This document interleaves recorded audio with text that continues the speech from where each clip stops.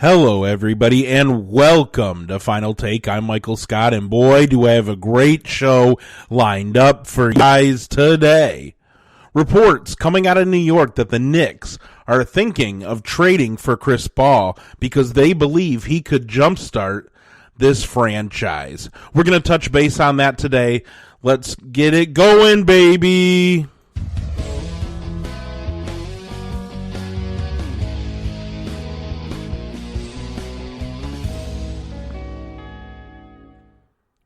So, the New York Knicks are thinking of trading for Chris Paul because they believe that he could help jumpstart their franchise. According to a report from SNY's Ian Begley, there are still people with the Knicks that believe that bringing Chris Paul onto this roster at this time would jumpstart the franchise's effort to build a winning culture, to give these young players winning habits. Now, upon hearing this, my initial reaction kind of felt I was at a crossroads, right? So, if you're talking about Chris Paul's relationship with his former agent, current Knicks team president Leon Rose, obviously that would be the primary motivating factor in the team making a deal for Chris Paul. That impending deal would be the first step, really, in returning the Knicks franchise as a team of status for prospective marquee players. Now, when I think about this potential trade, this rumor that's going around, I think the Knicks need to land Chris Paul like a lost drifter in the Sahara needs to come across a watering hole. Now, what I mean by that is that their player acquisition and free agency has been embarrassing for this team year after year. They continue to trade away assets in order to clear cap space, and then with each passing summer, their fans' hopes and dreams are crushed as the Knicks continually strike out in free agency. The most recent snuff was watching both Kyrie Irving and Kevin Durant sign with the crosstown Brooklyn Nets last summer. Instead, the Knicks' big signings were Marcus Morris, who has since been traded to the Los Angeles Clippers, and Julius Randle, who is now on his third team after entering the league in 2014. Landing Paul obviously would instantly give the Knicks credibility and indicate that Leon Rose may finally be changing the organization's culture after owner James Dolan's tenure has soured the team's reputation league-wide and with fans over the past 20 years. Don't even get me started on the Spike Lee and Charles Oakley incidents. I don't even want to go there. Let's go back to Paul. Last time we saw Chris Paul, it seemed as if he had some gas left in the tank. At 34 years old, the 10-time All-Star currently has led the Oklahoma City Thunder to a 40-24 record, which has them sitting in a spot that's good for the 5th seed in the Western Conference. Before COVID-19 forced the NBA to suspend play on March 11th, Paul was averaging 17.7 points per game and 6.8 assists per game in around 32 minutes.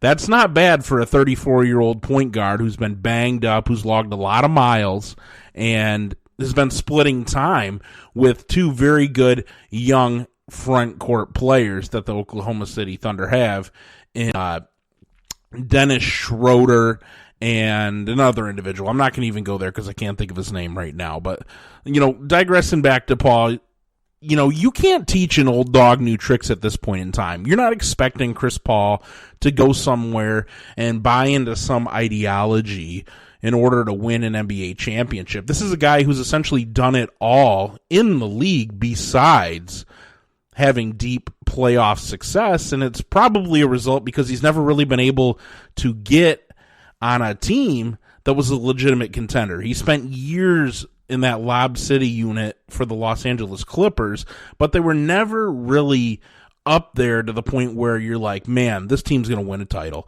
There were obviously some shortcomings. And then, after he moved on and played in Houston, with James Harden. Obviously, the role he embodied there and the role that James Harden had where he was the primary ball carrier, they just didn't mesh really well, right?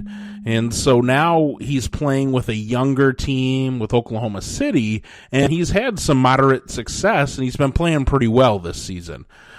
So I guess my point is, or my only concern is really, is that his demanding demeanor may actually alienate young players like an RJ Barrett instead of motivating them. It's very possible, because what we've heard time after time is that Chris Paul and his style as an individual isn't really that popular among a lot of players in the locker room. But then on the other hand, at the same time, you have a guy that at one point was very high up as a vice president or president of the NBA Players Union. So really, it's got to be a little give and take, and you got to weigh your pros and your cons. You know, maybe it's a situation where Chris Paul is like Dr. Jekyll, Mr. Hyde, you know. I don't know the guy personally, but what I do know and what has been spoken about him is that his popularity factor is up and down all the time. Players in the past have been outspoken that Paul is hard to play with. Now, he's a polarizing individual and is said to embody the mannerisms of a politician, right? So he's often focusing on his own agenda. Kenyon Martin came out and said that a little while ago. You know, teammates have felt they can't trust him at times because he's been rumored to have been sneaky in his dealings or in his role pertaining to locker room issues, where instead of just keeping it among the players, I guess he runs the management instead of working things out with those individuals. So I guess if I got to take a step back here, because the move by the Knicks, it has its pros and its cons, and you really got to weigh them out. On one hand, you have a player capable of instantly bringing star power, credibility, boosting ticket sales, and giving a franchise and its fans hope after living basically in the cellar of the Eastern Conference over the course of the past 5 years, and to a franchise that's had very little success over the past 2 decades.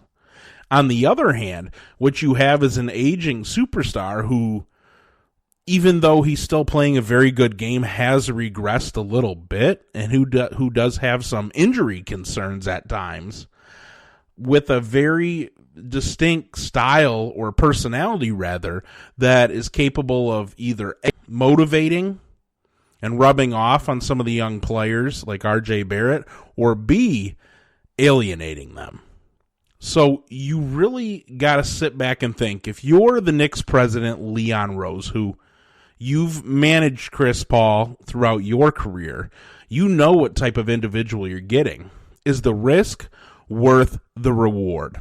Because right now your team is terrible. Right now you have plenty of cap space, and you're also lined up for another top 5 lottery pick. Is it worth it to bring in Chris Paul to potentially jumpstart your organization? Because what it is a gamble. It's a huge risk, and it could go north or it could go south. And obviously, if I'm Leon Rose, I'm thinking, what the hell? This franchise has been awful. They have been dreadful for the past 20 years. What do I have to lose? My job. I can always go back to player representation, right? So I say the New York Knicks should do it. They should make the move. Who knows? It might be good for him in the end. And maybe Chris Paul will be able to get some players to come play with him, some of those ones that actually like him. That's all I got for today. I'm Michael Scott. You've been listening to Final Take.